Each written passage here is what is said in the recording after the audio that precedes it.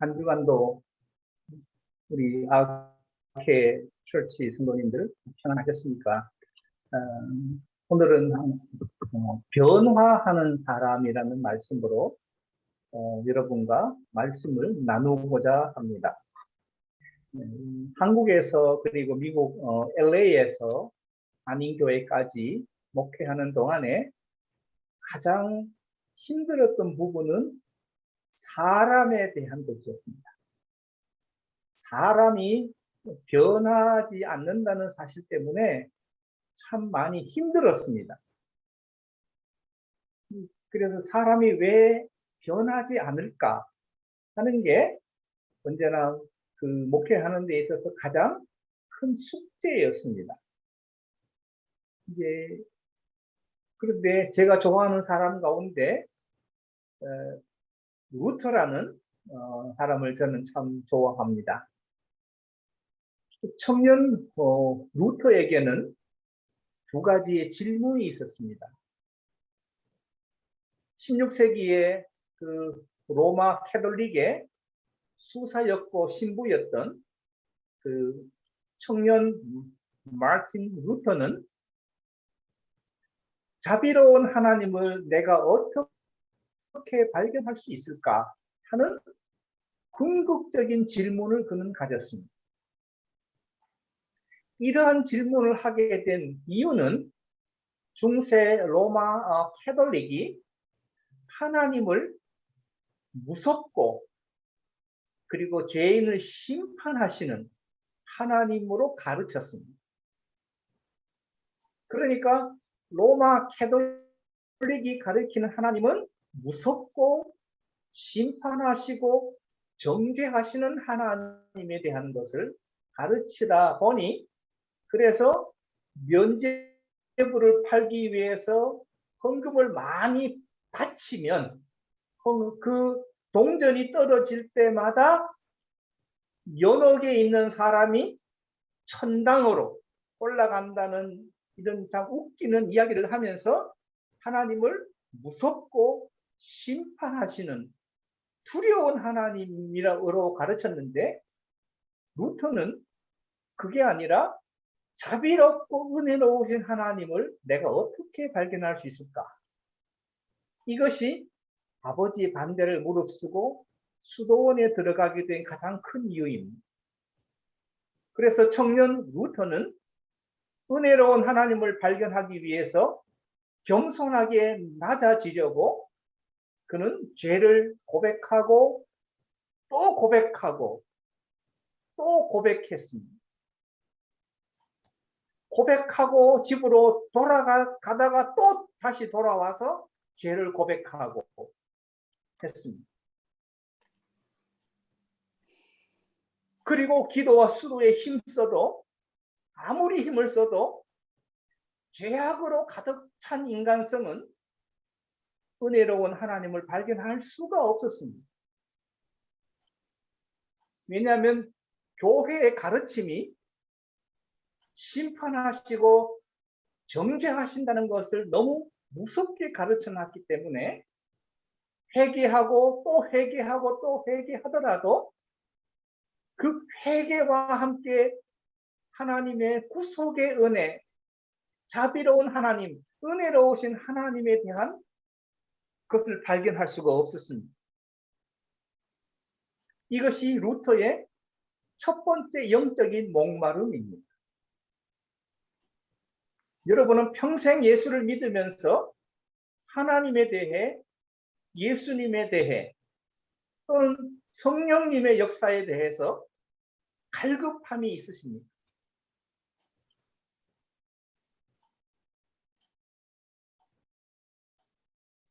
장로님, 첫 번째, 그 두 번째 페이지로 좀 올려주십시오. 예. 예. 우리에게는 영적 목마름이 없습니다. 왜냐하면 지금 현재 나의 삶이 안전하고 평안하고 그리고 모든 염려가 없다 보니 영적인 갈급함이 없습니다. 한인 기독교인, 한국 기독교인들이 왜 변하지 않는가에 대해서 제가 찾아 들어가던 질문 중에 하나로 얻은 것은, 우리 한인들은 현세의 복과 현세의 안위를 너무 좋아하다 보니 영적인 갈급함이 없다. 그러니 우린 변화할 수가 없다는 것을 알게 됐고요. 또한 루터의 두 번째 질문은 로마서 1장 17절에 있는 하나님의 의는 심판하시는 하나님의 의인가? 그렇지 않으면 용서하시고 은혜로운 사랑과 자비의 하나님의 의인가 하는 질문입니다. 앞서 말씀드렸듯이 교회는 하나님의 의를 심판하시는 하나님의 의다, 무섭고 정죄하시는 것으로 가르쳤는데, 루터는 그 이면에 감추어진 용서하시고 은혜로운 사랑과 자비의 하나님의 의를 찾고자 했습니다.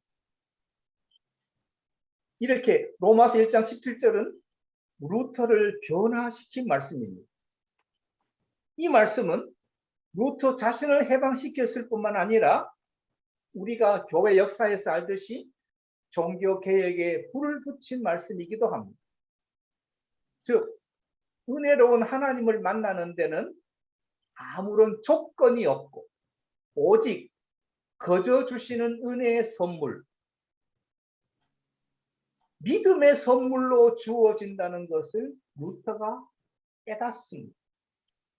즉, 교회가 가르치는 가르침과는 전혀 다른 무섭고 두렵고 심판하시는 하나님이 아니라 거저 주시는 은혜, 믿음의 선물로 주어지는 하나님의 의인 것을 알았습니다. 그렇기 때문에 이 하나님을 만나는 데는 아무런 조건이 필요 없다. 그래서 루터는 용서하시는 의, 사랑하시는 의, 화해하시는 의, 아들과 딸이라고 인정하시는 의는 오직 그리스도 예수의 십자가로 말미암는다는 사실을 발견합니다. 오순절 성령 강림하시고 루터가 이것을 발견하기까지 1600년 동안, 1600년의 시간 동안 교회의 가르침은 이것을 발견하지 못했습니다. 루터가 비로소 그것을 깨닫고 종교 개혁을 함으로써 이신칭의의 교리가 비로소 세워지게 됩니다. 그리스도 예수의 십자가로 말미암는 의는 자비롭고 은혜로운 하나님의 의다, 거저 주시는 은혜의 선물이다, 믿음의 선물이란 것을 알았습니다. 그렇기 때문에 아무런 질문 없이 제도와 교리와 교회의 가르침에 맹종하거나 맹신하는 사람들이 여전히 있습니다. 교회 역사가 1600년 동안에 이러했다고 우리에게 말하고 있습니다. 이것을 루터는 자신의 그 자서전에서 탑의 경험이라고 했습니다. 즉, 루터가 가장 무섭고 가장 미워했던 로마서 1장 17절이 가장 사랑하는 구절이 되었고 천국의 문이 되었다고 그가 고백했습니다. 그것을 탑의 경험이라고 했던 이유는 루터가 그 재직 중이던 비텐베르그 대학교의 그 서재가 탑에 있었기 때문입니다. 그렇다면 오늘 마가복음 1장에서 나오는 시몬의 장모의 인생을 한번 살펴보십시다. 그 여인은 과연 궁극적인 질문이 있었을까? 그는 사위의 집에 열병으로 누워있다고 성경은 말씀합니다. 아들이 있다면 아들 집에 있을 텐데 아들이 없으니 딸, 사위의 집에 함께 살게 되었습니다. 딸을 가진 부모의 심정은 좋은 남자를 만나서 행복하게 잘 살기를 바라는 겁니다. 즉, 세상 속에서 세상의 원리로 사는 사람들이 많습니다. 예를 들면 기왕이면 다홍치마 또는 누이 좋고 매부 좋고 도랑치고 가대 잡고 다다익선이다. 이런 류의 세상의 원리로 살아가는 사람들은 딸 가진 부모의 심정은 좋은 남자 만나서 아들, 딸 낳고 행복하고 잘 살기를 바라는 마음, 이거 오직 한 가지밖에 없습니다. 예를 들면 이렇습니다. 저도 안경을 쓰고 있습니다만은 안경을 생각해 보시면 안경에서 렌즈가 중요합니까? 아니면 안경테가 중요합니까? 안경에서 중요한 것은 테가 아니라 렌즈입니다. 그런데 많은 사람들은 안경테를 고릅니다. 그것도 명품으로 비싼 돈을 주고 안경테를 좋은 거를 구합니다. 중요한 것은 테가 아니라 렌즈입니다. 즉 인간은 본질보다는 비본질을 중시하게 되어 있습니다. 육신을 가지고 세상 속에서 사는 일반적인 사람들은 본질은 관심 없습니다. 비본질을 중시합니다. 즉 갈릴리의 어부인 시몬을 사위로 맞아서 딸을 시집 보낼 때는 좋은 사람을 만나서 행복하게 잘 살기를 바라는 부모의 소망이 응답되는 것으로 믿으며 기뻐했을 겁니다. 사위 잘 얻었다고 생각했을 겁니다. 열심히 살면서 가정과 딸을 위해 바다에 나가서 고생하는 사위에 대한 고마운 마음도 있었을 겁니다. 우리 사위가 훌륭하다고. 어쨌든 아내와 자식과 그리고 가정을 위해서 고생하는 사위가 얼마나 고마웠겠습니까? 그런데 인생을 살다 보니 내가 이해할 수 없는 일이 생길 수도 있습니다. 내가 나의 주인으로 살고 있는 현대인들이 이해할 수 없는 것이 있습니다. 즉 복음입니다.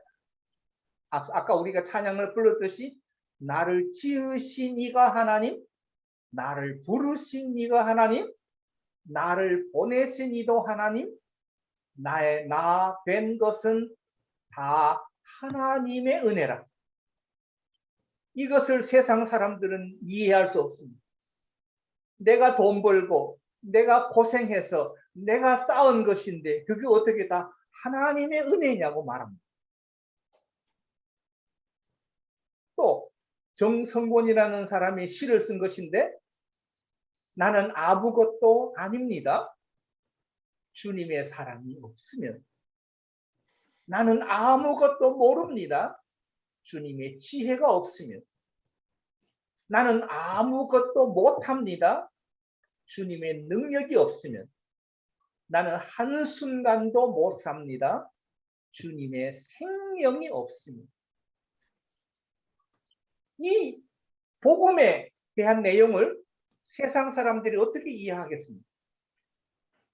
신약성경 빌립보서 2장에 있는 말씀처럼 그는 근본 하나님의 본체시나 하나님과 동등됨을 취할 것으로 여기지 아니하시고 오히려 자기를 비워 종의 형체를 가지사 사람들과 같이 되셨고 사람의 모양으로 나타나사 자기를 낮추시고 죽기까지 복종하셨으니 곧 십자가에 죽으십니다.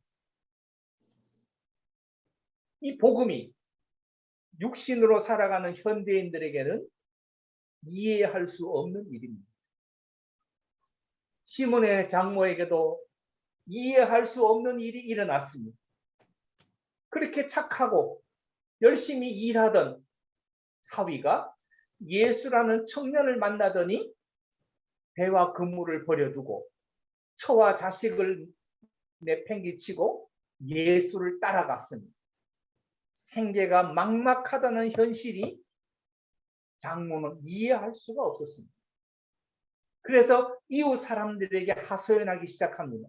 이 모든 일은 예수라는 청년이 갈릴리에 나타나면서부터 내 사위가 예수를 따라가면서 생계를 돌보지 않고 남편과 가장의 의무를 다하지 않기 때문에 내 딸이 고생하게 되었다고 하소연합니다. 그랬더니 세상의 이웃들이 모두가 당신의 말이 맞다, 예수 때문이다 라고 하여 자신의 판단이 맞다고 생각했습니다. 이해할 수 없는 일입니다.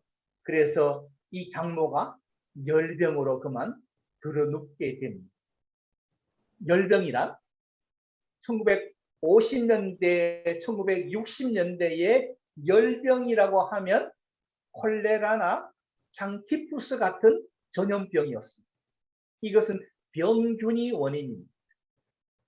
그런데 열병이 아니라 화병이라면 열이 나고 불이 난 상태, 즉 마음에 열불이 난 상태라면 이것은 마음의 병입니다. 우리 한글 성경은 열병이라고 그렇게 번역을 했습니다. 그러나 원어의 뜻은 열불이 난 상태라고 말합니다. 즉 열병이 아니라 마음의 병, 화병이라는 말입니다. 열불이 난 상태라면 거기는 필히 사연이 있는 병입니다. 예수님께서 시몬의 집에 오셨을 때 동네 주민들이 그녀에 관해서, 즉 그녀가 열불이 나서 들어눕게 된 사연을 말했고, 온 사람들이, 동네 사람들이 열불이 난 사연을 알고 있었다면 그건 열병이 아니라 그건 화병입니다. 장모의 입장에서 사위가 야속하다 못해 믿기까지 했을 겁니다. 사위를 불러낸 예수에게 대한 미움과 분노, 또한 열불이 나게 된 원인입니다. 즉 사위를 유혹하여 그물을 버리게 한, 가정을 내팽개치도록 한 그 미움과 분노가 마음의 병이 되어 열불이 나서 화병으로 들어누워 있게 된 거라는 말입니다.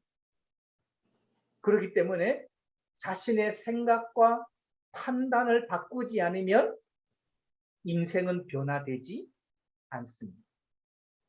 한국에 있는 기독교인이나 미국에 있는 미주 한인교회의 한인들은 자신의 생각과 판단을 바꿀 생각조차도 없습니다. 왜냐하면 자기는 지금 잘 믿고 있다고 말합니다. 11조도 잘하고 또 주일 성수도 잘하고 금요 기도도 열심히 한다고 말합니다. 근데 우리에게 성경에 좋은 사례가 있습니다. 누가복음 19장에 나오던 삭개오라는 사람이 있습니다.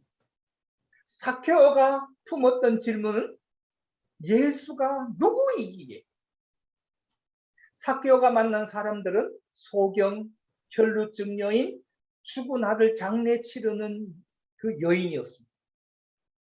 그런데 예수가 누구이기에 소경이 눈을 뜨고 혈루증 여인이 고침을 받고 죽은 아들이 살아나는가? 예수가 누구이기에? 그런데 삭개오가 만났던 사람들은 예수님을 만나고 나서 소경이 눈을 떴고 혈루증 여인이 고침을 받았고 죽은 아들이 살아납니다. 그렇다면 우리가 품어야 할 근본적인 질문은 나는 지금까지 무엇을 위해 살아왔나? 나는 하나님이 찾으시는 믿음의 사람입니다. 예수가 누구이기에 저들의 삶이 변화되었는가 하는 겁니다. 즉 자신의 믿음과 삶과 인생에 대해서 본질적이고 근본적인 성찰, 자기 객관화가 필요합니다. 예수 잘 믿고 있다는 것 말고 예수가 누구이고 나는 지금까지 무엇을 위해 살아왔는가에 대한 질문에 대한 여러분 답변을 하셔야 합니다. 그렇다면 예수님이 찾으시는 것이 있습니다. 마가복음 1장 40절에서 42절에 한 나병 환자가 예수께 나와서 꿇어 엎드려 간구합니다. 나병 환자가 이렇게 말합니다. 원하시면 저를 깨끗게 하실 수 있습니다. 예수께서 그를 불쌍히 여기시고 손을 내밀어 그에게 대시며 말씀하십니다. 내가 원한다. 깨끗함을 받아. 하시니 이 나병이 곧 그 사람에게서 떠나가고 깨끗하여졌다고 했습니다. 예수님의 찾으시는 믿음은 나병 환자 같은 믿음이라면 이 나병 환자는 예수님께 그 간구할 때에 첫 번째로 당신이 하고자 하시면, 즉 의지와 뜻과 마음이 있으면, 둘째로 하실 수 있습니다. 능력과 힘이 난다고 했습니다. 즉 할 수 있는 능력은 하고자 하는 마음, 하고자 하는 뜻에서 할 수 있는 능력이 생겨납니다. 나병 환자를 깨끗게 하신 예수님의 권능은 그의 마음과 떼어서는 생각할 수가 없습니다. 여기에 예수님의 마음이 있습니다.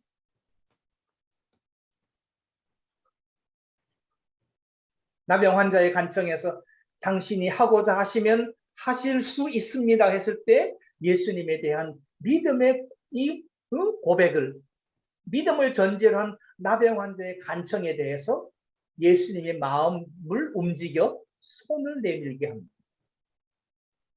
간절한 마음과 불쌍히 여기는 마음이 맞닿아서 일으켰습니다.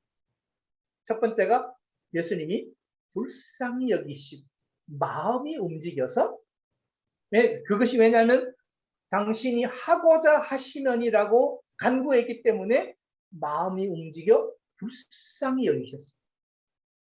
두 번째로 하실 수 있습니다라고 했기 때문에 예수님이 손을, 능력을 내밀었습니다. 그리고 말씀하십니다. 내가 하고자 한다. 깨끗해져라. 말씀하십니다. 우리에게 필요한 것은 마음의 변화입니다.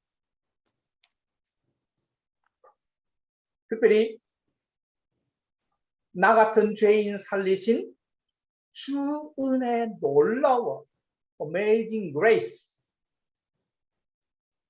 나같이 어리석고 미련하고 못난 여인도 예수님을 만날 수 있다. 나같이 더럽고 추악하게 출세한 세리장도 예수님을 만날 수 있다. 루터는 겸손하려고 노력하면 할수록 숨어있는 교만이 도사리고 있음을 발견하고 용서하시고 용납하시는 은혜로운 하나님을 만나기를 갈망했다면 마음의 변화를 위해서 우리는 자기 의에 빠진 나를 직시해야 합니다. 자기 의에 빠진 나. 즉 내가 악을 저지르지 않았다는 이유만으로 자신을 선하다고 믿는 자기 의가 있습니다. 나는 다투지 않았다는 이유만으로 나는 관대하다고 믿는 자기 의가 있습니다. 나는 거짓 증거하지 않았다는 이유만으로 나는 정직하다고 믿는 자기 의가 있습니다. 그래서 나는 믿음이 좋으며 잘 믿고 있다고 생각하는 자기 의에 빠진 나, 이 나를 직시하셔야 합니다.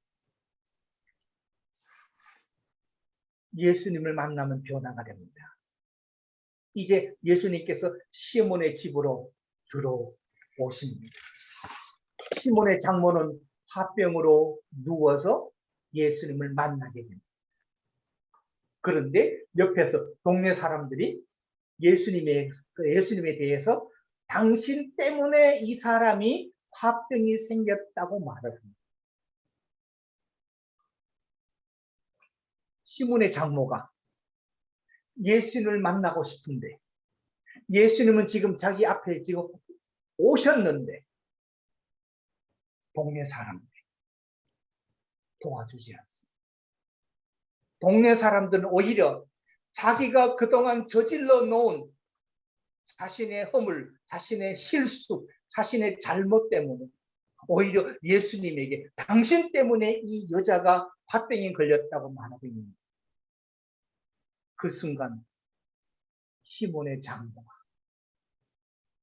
내가 잘못했구나. 내가 잘못했구나. 내가 그동안 화병 때문에 속이 상해서 사위가 미워서 내가 동네방네 내가 떠벌리고 다녔던 내가 얼마나 어리석고 미련한 여인인가를 처음으로 깨닫습니다. 예수님의 인격을 처음 만나는 순간 그동안 마음에 품었던 마음의 분노가 얼마나 어리석은 것인지 화병으로 들어누운 것이 얼마나 바보스러운 짓인지 처음으로 자기 자신을 냉철하게 바라보게 됐습니다. 비로소 자기 객관화가 됐습니다. 내가 얼마나 어리석은지, 내가 얼마나 바보스러운 것인지, 내가 얼마나 미련한 여인인지, 마음으로는 내가 원하면서 육신으로는 원망하며 살아온 내가 얼마나 어리석은 사람인지를 비로소 자기 자신을 냉철하게 객관화시켜 바라보게 됐습니다.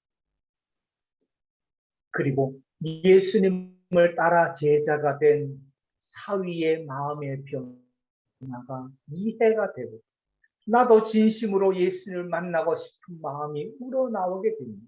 내가 지금까지 무엇을 위해 살았는가 참회하게 되었습니다. 가까이 오시는 예수님이 손을 잡았을 때 나도 그분을 따라 제자가 되고 싶다는 심령의 변화를 느꼈습니다. 16세기 로마 캐톨릭의 신부 마틴 루터는 은혜로운 하나님을 찾고자 했지만 찾을 수 없었습니다. 회개하고 참회했지만 은혜로운 하나님을 알 수 없었습니다.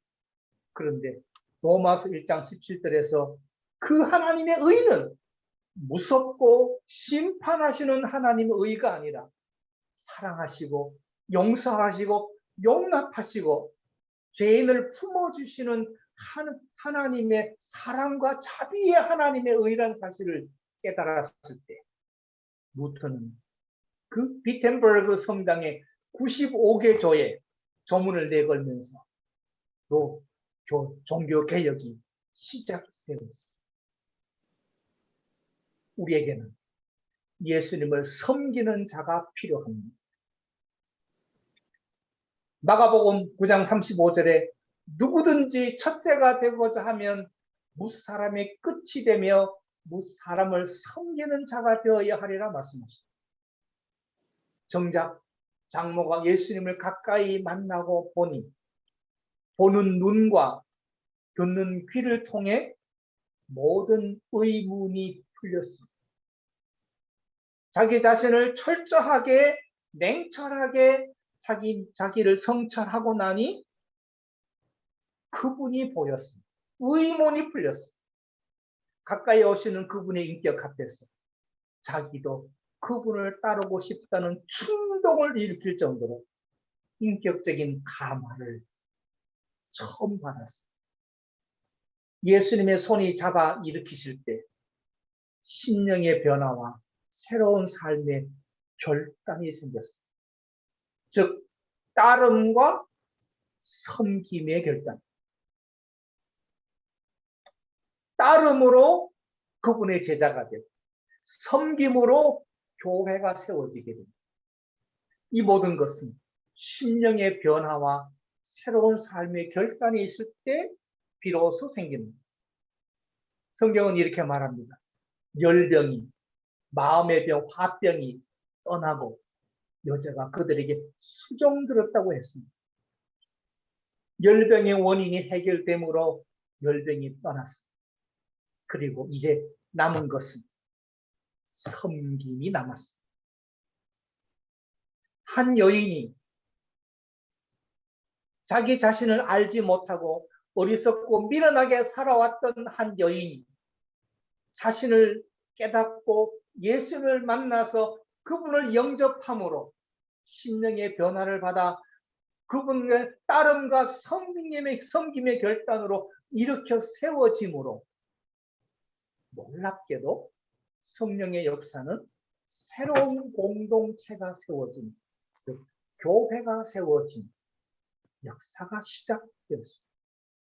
어쩌면 사도행전보다 먼저 예수님의 그 공생의 기간 동안에 시몬의 장모의 그 가정을 통해서 한 여인이 일으켜 세워짐으로 새로운 교회 공동체가 세워집니다. 놀라운 일을 우리는 발견하게 됩니다. 사람은 변해야 합니다. 변하지 않으면 우리는 안 됩니다. 시몬의 장모처럼 또는 루터처럼 성경과 교회 역사에 나오는 수많은 믿음의 사람들처럼 자기 자신에 대한 근본적인 성찰과 자기 객관화를 통한 참회와 그리고 따름과 섬김의 결단이 우리 RK 처치를 통해서 또 이 말씀을 듣는 심령들을 통해서 새로운 성교 공동체로서의 교회들이 세워지기를 간절히 바랍니다. 기도하겠습니다. 하나님 아버지 감사합니다.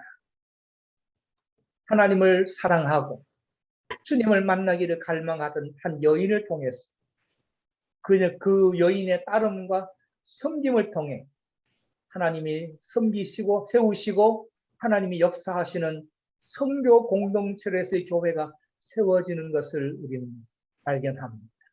우리 각자가 살아가는 삶의 터전에서 우리가 세움을 받고 따름과 섬김의 결단으로 우리 각 가정을 통하여 복음의 역사가 일어나는 성교 공동체로서의 교회가 강력하게 세워지도록 주님 역사하여 주시옵소서. 예수님의 이름으로 기도하옵나이다. 아멘.